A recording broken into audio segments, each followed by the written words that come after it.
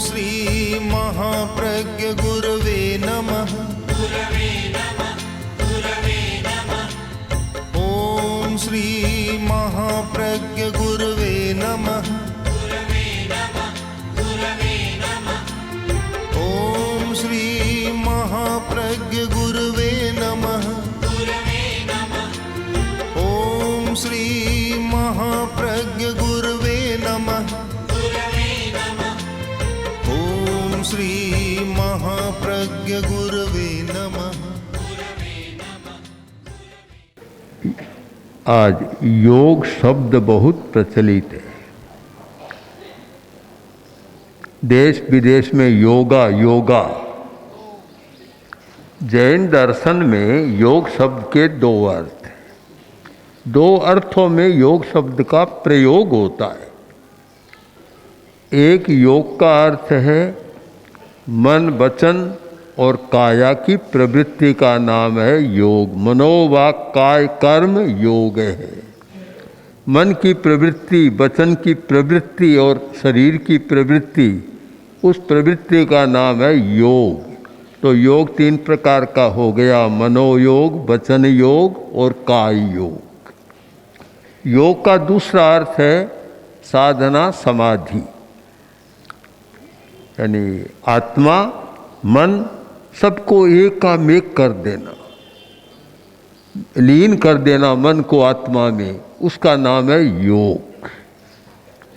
एक साधना परक है, एक तत्व परक है। तो जो साधना परक है योग, उसका उपयोग मन वचन और शरीर को शुद्ध रखने के लिए होता है।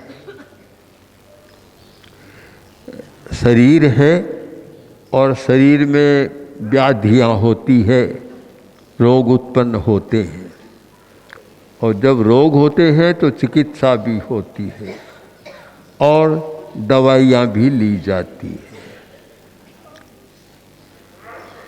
पूज्य गुरुदेव ने कितनी बार कहा, अब कोई गिनना तो नहीं की, किंतु अनेक अनेक बार जब भी कोई साधु साध्वी दवा लेता तो गुरुदेव कहते कि शरीर में बीमारी है, दवा लेनी जरूरी है, तुम दवा लोगे किंतु साथ साथ आध्यात्मिक चिकित्सा भी करो।